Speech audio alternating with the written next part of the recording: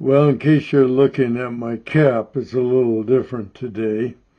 It was given to me by my wife uh, briefly after my last birthday. I won't tell you what it is, but you can probably figure it out by looking at the cap seriously, although I wouldn't consider the cap to be serious.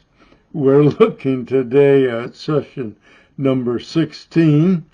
The title, God and Suffering and Evil. This is a little rabbit trail that I thought, told you last time that we would take a peek at. Most of it is going to come from a little book, I've got it over here, called Why Does God Allow Evil? Or in this particular case, why does God allow suffering? And if you can see in a little bit closer, it really says, why does God allow so much suffering? Those of you who were with us when we looked through Lamentations, you remember that was the cry of the people of Jerusalem. They were saying, God, we know we sinned. We know that you're doing this as our discipline. But really, God, does it have to be at this level? So today we're going to be looking at, I don't know, maybe 2, 3, 4 different versions of this question. But suppose someone comes at you with a question. How can a good God permit unfair suffering?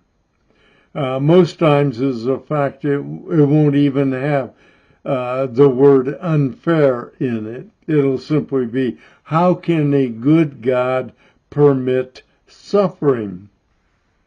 Or you may even more likely see it in some sense including evil.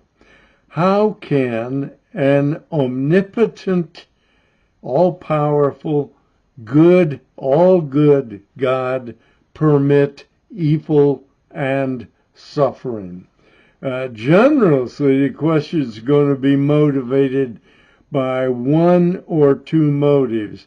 First, the questioner is a sincere believer who has not been able to reconcile the notion of a good God and unfair suffering.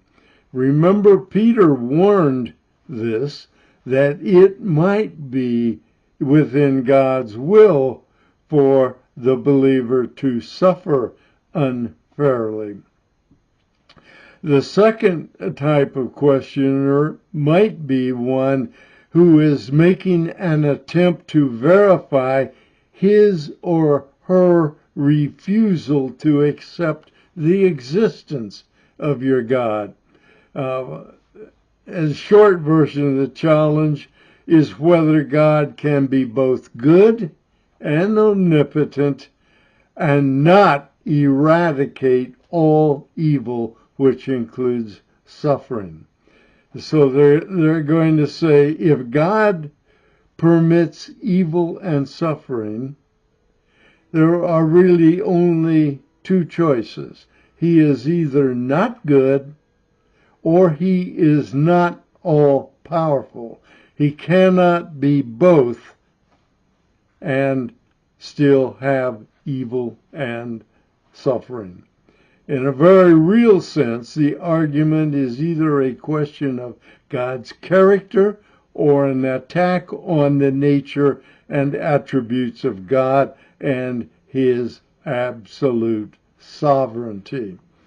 The questioning believer deserves a solid apologetic, apologetic type argument, while the unbeliever deserves a respectful rebuke by a solid apologetic.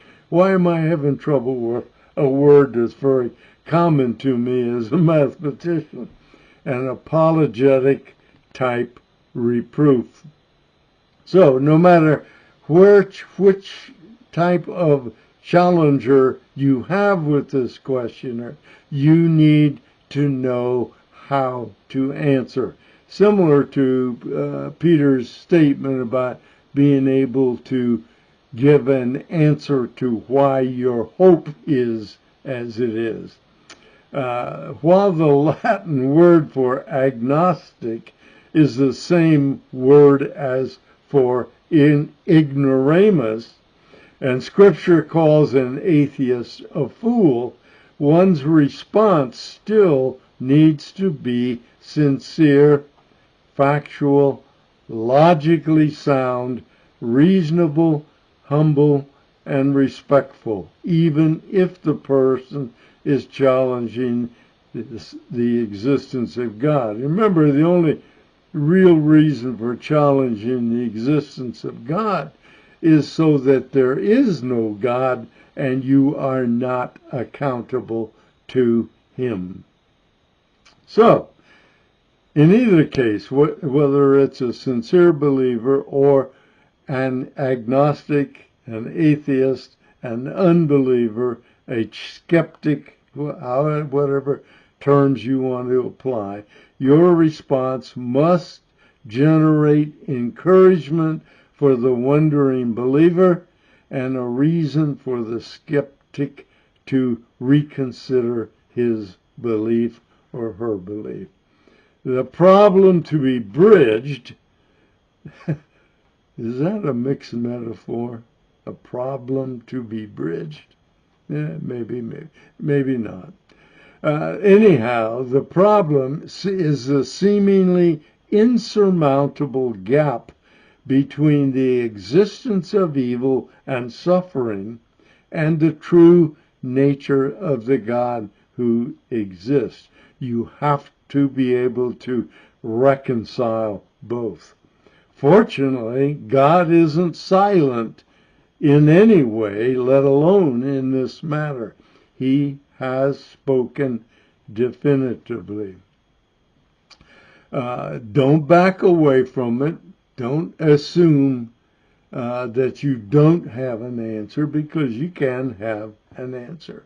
Most arguments you will get, and you will get arguments beyond mere questions, take the form of a syllogism. It's merely a series of statements leading from a premise to a conclusion, such as, here's a good little three-stepper. Statement A is true. Statement B is true. Therefore, statement C is true. In other words, the truth of statements A and B guarantee the truth of statement C. It's a simple notion.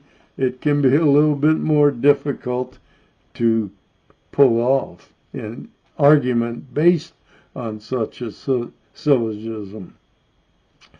Or in our case here, it might be something like this. God is loving, kind, and all-powerful. True? Yep. Assume it is.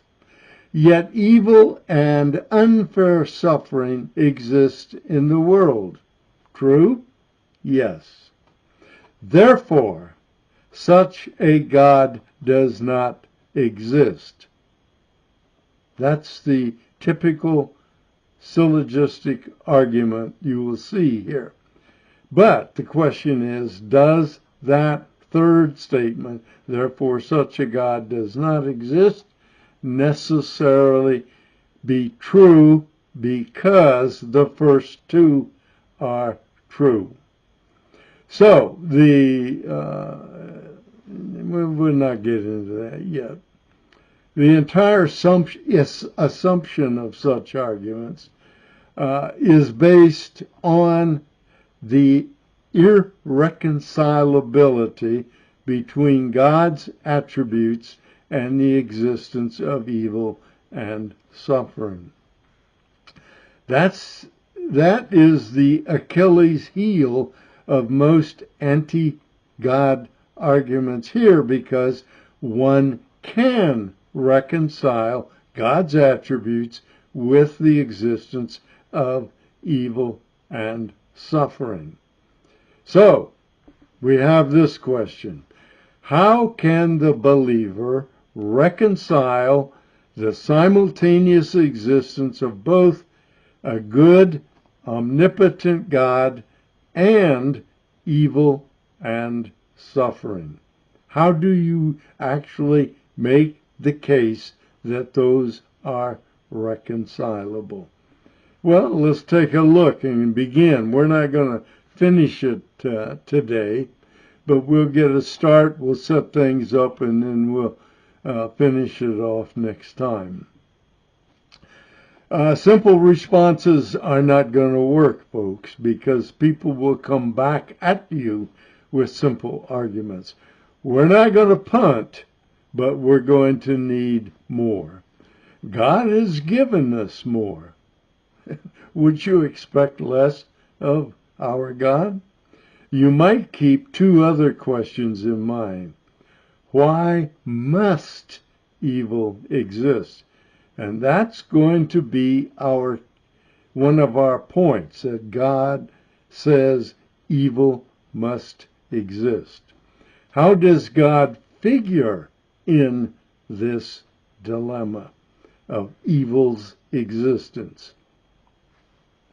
Actually, you can't answer the first question until you have satisfactorily answered the second question. So why must evil exist? We can't give you an answer until we look and figure how God comes into play here. So, the answer doesn't go back, by the way, to Adam and Eve, because usually people will say, well, if it's Adam and Eve's fault, they sinned and brought evil into the world. No, they didn't. They sinned, yes, but evil was already here. Another possible simple answer given, to the free will of man. And the evil is here because it must be here in order for man to have free will. Wrong. That's not the answer either. And you'll get arguments the minute you try to give that as an answer. Is it included in part of the problem? Yes. But it's not the answer to why. You can go back now to Satan and the demonic. But that doesn't answer it either. Yes, Satan was the first to sin. Yes, the demons followed him. Yes, they are working evil and causing suffering in the world. Yes, they have some responsibility there. But it does not answer the why is there evil and suffering. Because Satan and demons are created beings. So your answer that you try to use that, the answer that's going to come back at you is, why did God create beings that would bring evil into the world? So it always goes back all the way to God. God gave man free will. So that free will doesn't answer the question, because you say, why did God give man free will? And you say, well, to love him. Well, yes and no. You're not getting an answer, though. Go back to Adam and Eve. Why did God create human beings who would sin and bring evil to the world? They didn't bring evil to the world. It pre-existed them. So, don't go to Adam and Eve, don't go to free will, don't go to Satan and the demons. The answer to why and how goes back to God himself. And so that's where we have to go if we're going to have our background available for answering those questions. Our first step will be to give a lesson of points, a list of points, facts that are required for both understanding and answering the questions of evil and suffering. And as I said, you can find all of this in this little book that I've shown you about why does God allow suffering. The author, by the way, is an internationally known preacher who just passed, I think last month, John MacArthur, who was preaching at a community church in Southern California. And I recommend that book. It's got far more than we will talk about, but everything I'm going to tell you can be found in that book. The words aren't quite the same necessarily, but I owe everything to this session and the next session to my examination of John's book, John's answering these questions in his book. As I said, I have not chosen to go through everything he does, but I recommend that you do. And if you go to Grace to You website, you will be able to receive that book yourself, or at least sermons relating to that book. Virtually everything is free. So, we're going to look and working up a list of points or facts that are going to be required in order to answer the questions concerning evil and suffering. First, reality tells us that both evil and suffering, as well as unfair suffering, do exist in our world. And they have existed from very early on and will exist until the end age, the end days, the end of the world, and so forth and so forth. So as long as we live on this earth, as long as this earth exists in its present form, from very beginning to now, evil has existed on this earth. And we're going to eventually get to the point that evil has always existed. Except it's never come to fruition until there was creation. Reality, again, evil can be classified in several different ways. There is natural, which is non-personal evil. We call it calamity. We don't generally call it evil. So if you want to, you can put this into non-personal evil, moral or personal evil, supernatural evil, and others. So we'll go on to these a bit more in detail as we go along. Scripture speaks of the fallenness of the creation itself. You want to talk about non-natural evil? The creation, the world itself, the universe itself, earth in particular for our concern here, is fallen. It has evil. And we're going to see that in catastrophes. Here we go again. We're going to see that in calamities of weather And epidemic, a calamity, is easier to say than one with multiple syllables. Moral evil is evident in the continuous and massive number of reports of individual moral and criminal acts. You watch TV, listen to radio, check the internet. Whatever there's a source of information, you will find moral evil on being perpetrated by people.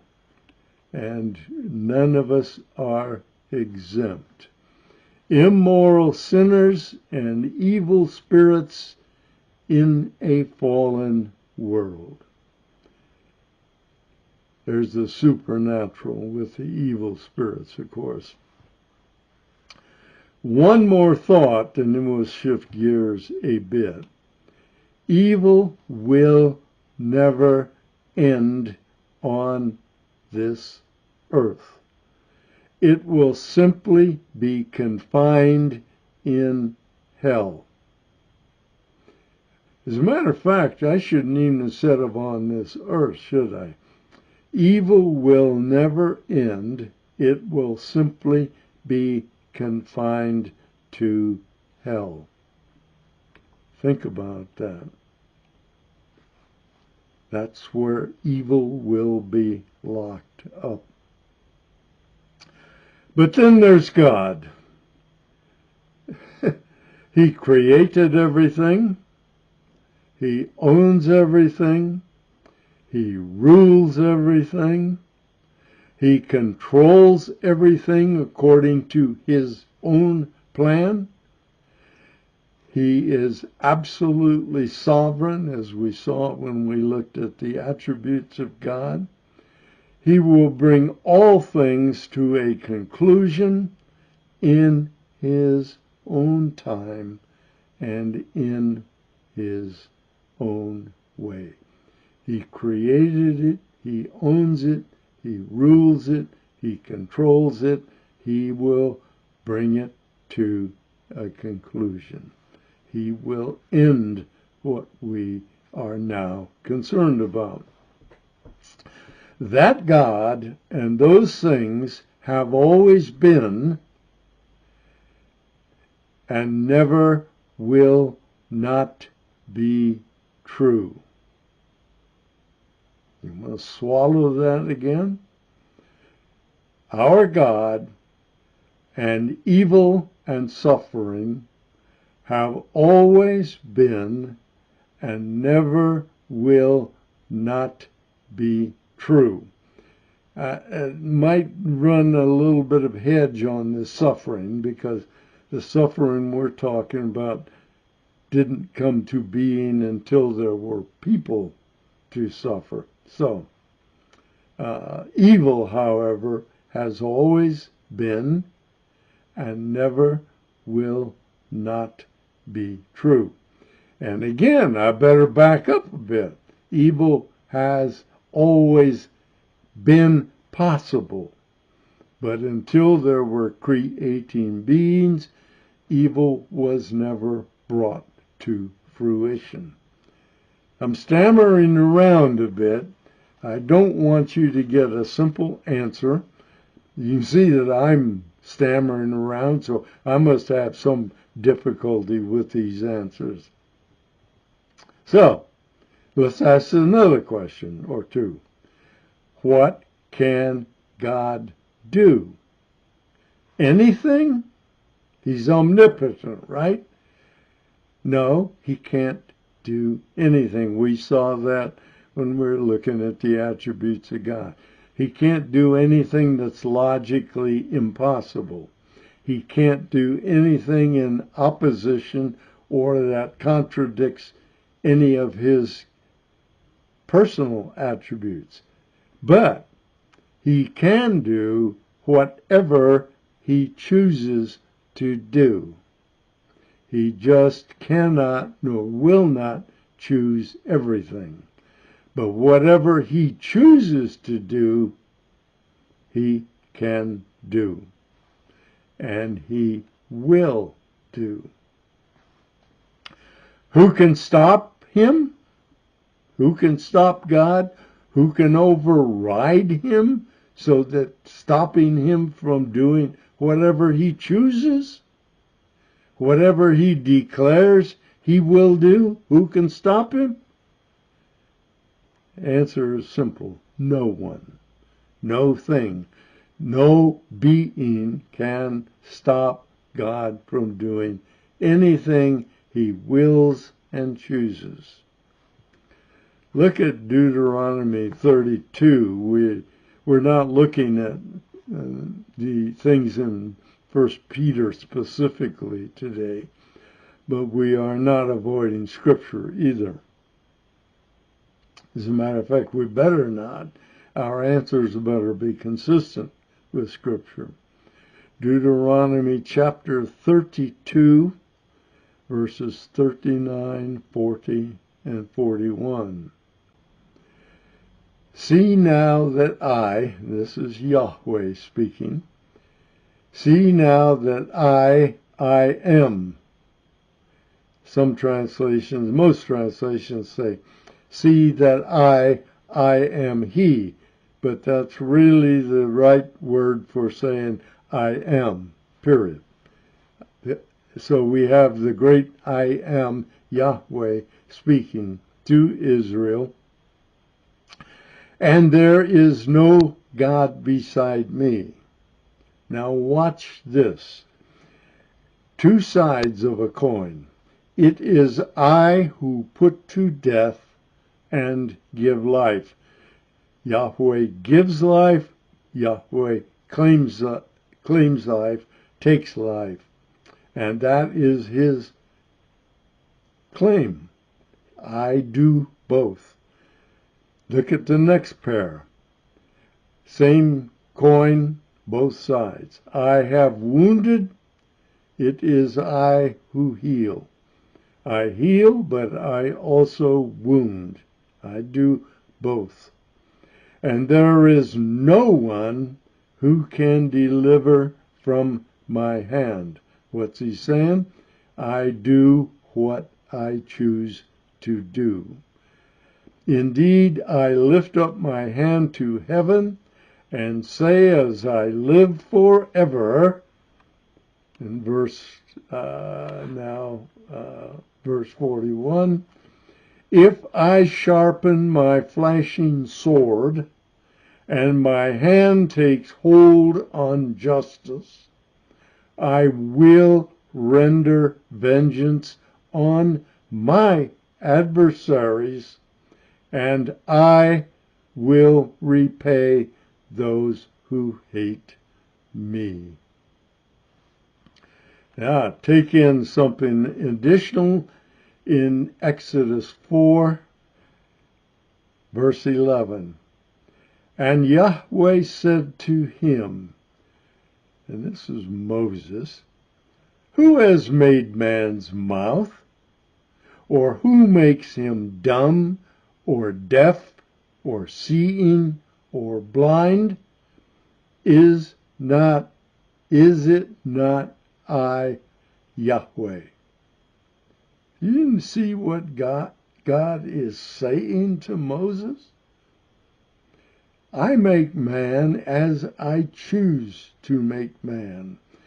I make every man as I choose to make every man and woman, of course. I can make him so he can't speak. I'll make him so he can't hear. I'll make him so he can't see. I choose those things and I do those things. And here again, I made an earlier reference to Lamentations. So here is chapter 3, verse 38 from Lamentations. Is it not from the mouth of the Most High, that's Yahweh, of course, that both good and ill go forth? Well, when you listen to those, What are you seeing, hearing? As for God's permitting evil and suffering on the one hand and dealing with it on the other hand, check the particulars in Genesis 6 and 7 as it describes the flood. If you think this didn't happen, what happened at the flood? All but 8 of how many? Hundreds of thousands, millions, we don't know. 8 survived the flood. And what did Paul say? He said, yeah, God is kind, but he is also severe. My first caution to you, don't try to rescue God from his own nature and from his own acts. He, in Scripture, takes personal responsibility, so don't feel you need to whitewash anything he is or he does. Relax a bit, will you? God is holy. He cannot do evil. He cannot even look on evil. Habakkuk knew that. Remember Habakkuk? Habakkuk was very simple. Said, Lord, I don't understand. I'm looking around your people here in Judah, and I see all kinds of suffering and evil going on around me. Now, you're not doing anything. I look at you and I say, I know who you are. I know what you're like. And I can't see why you're not doing anything about this evil of your own people. Why aren't you disciplining them so that they will come back to you? Well, God told Habakkuk, you're looking in the wrong places, man. I am already at work toward the end you're expecting. And I'm going to tell you how that end is going to play out. But you ain't gonna like it. And of course, he was going to describe Babylon, the most evil nation in the world at that moment, and the most powerful in that region at the moment. And he was going to tell Habakkuk how he was going to use that evil nation to discipline his own people for their own good and his glory. Think about it. Well, I'm thinking about it probably too long. Jesus knew that as the Father turned his back on Jesus, when the sin of the world was poured on him at the cross, remember that moment where he says, my God, why have you forsaken me? That's the moment we're talking about. That was the most unfair suffering ever, or most unfair suffering of all time, from eternity past to eternity future. But why did it occur? Because Jesus became at that moment the scapegoat from the description in the Day of Atonement, who carried your sin away from you, if you are a believer. Why is that key? God cannot look on sin. You could not be in God's presence if your sin remained on you. Forgiveness does not remove the sin.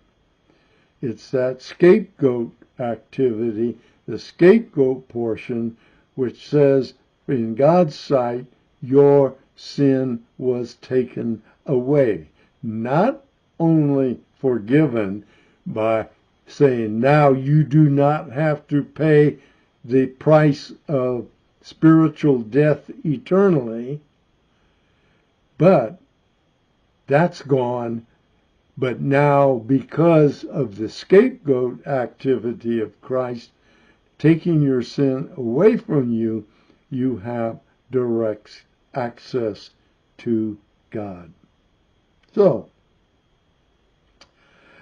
let me make a statement in the midst of all of this that's going to, it may seem blasphemous. I'm not saying it's going to. Some of you probably heard me say something like this before. It's going to seem blasphemous. It's going to seem heretical, and it's going to certainly seem startling. Here it is. Evil exists by God's will.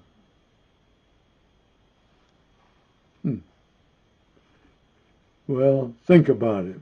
Evil exists. God is sovereign. Can evil exist against the will of an omnipotent, sovereign God? The answer is no. Therefore, since it does exist, you've only got two choices. Either God is not sovereign, or it is his will. That's going to take a bit of swallowing for most of us. If you answered, yes, it can exist against God's will, then can God be in absolute control? If evil can stand in God's face and God can't do anything about it, is God in control? No, he cannot be in absolute control while something exists against his will. So our choice is he's either not sovereign, or it is his will that evil exist. I'm not even going to give you time to recover from that. We'll go on, but you're going to have to settle with that. Because when someone said you can't have an omnipotent God who is good and evil exist, and they're right, unless it does not exist against his will. Unless it does not exist because of his will. If it exists outside of his will, then he's not sovereign. If it exists within his will, he is sovereign. So, we have a simple syllogism. God is absolutely sovereign. Evil absolutely exists. God, therefore, wills evil's existence. You need to take a breath. The only way, again, to deny the validity of that syllogism is to limit God's sovereignty from absolute to something less. If you have evil existing in spite of God's will. So, that ain't going to happen, folks. So, swallow hard, think about it, be sure you can answer that question.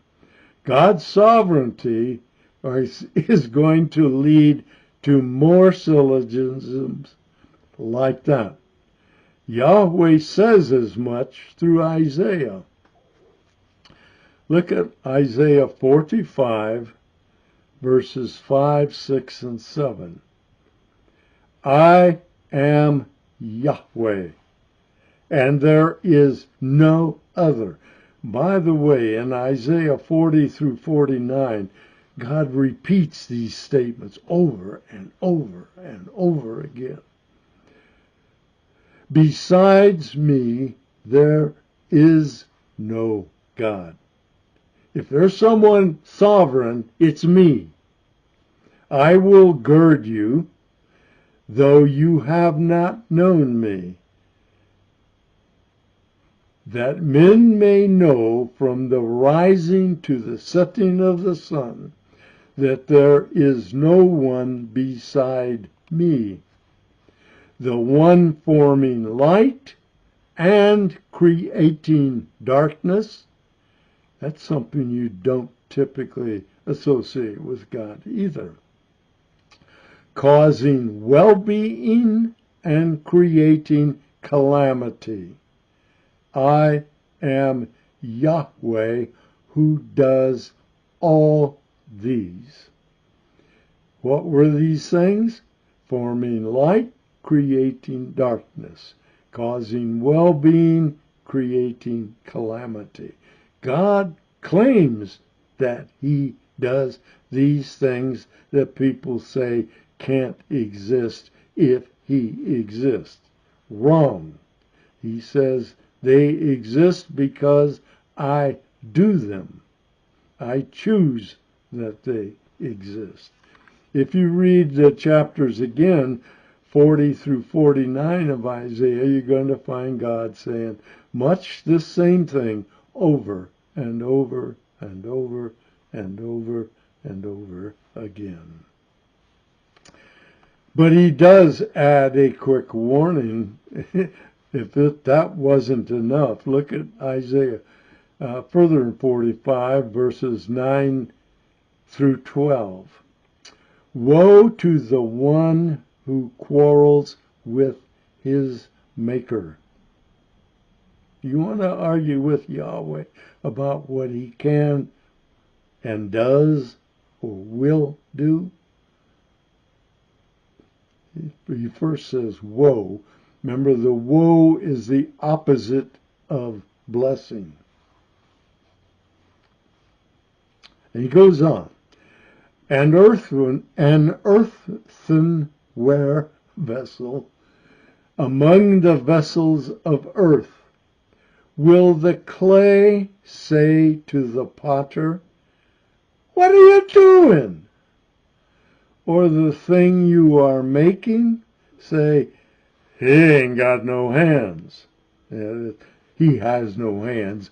I guess the translators don't use ain't. What are you begetting? Or to him who says to a father, "What are you begetting?" Or to a woman, "To what are you giving birth?" Thus says Yahweh, the Holy One of Israel, and his Maker. Ask me about the things to come concerning my sons, and you shall commit to me the work of my hands. It is I who made the earth and created man upon it. I stretched out the heavens with my hands, and I ordained all their hosts. You get the point, guys? Some questions you don't have reason or right to ask. They're stupid because of who I am. Now, God's maybe a little bit more generous there than Donald, but so, at least on one point, don't try to deliver God from his choice leading to the existence of evil in our world. Don't whitewash it. He has to be ultimately at the root of its existence. He doesn't create evil. He doesn't do evil. He does calamity, but he doesn't do moral evil in our world. He doesn't deny that he does these things. He doesn't hide that he does these things, and neither should we. God's power is not limited, nor is his sovereignty. Let God be God. And don't try to limit God's knowledge. He is omniscient. He knows everything evil. All we have said about evil holds for suffering as well. We began because Peter was talking about unreasonable suffering. Well, you can put suffering in wherever you see evil and go at the same sort of response that we've been talking about and have made. So whatever we say about evil also holds for suffering as well.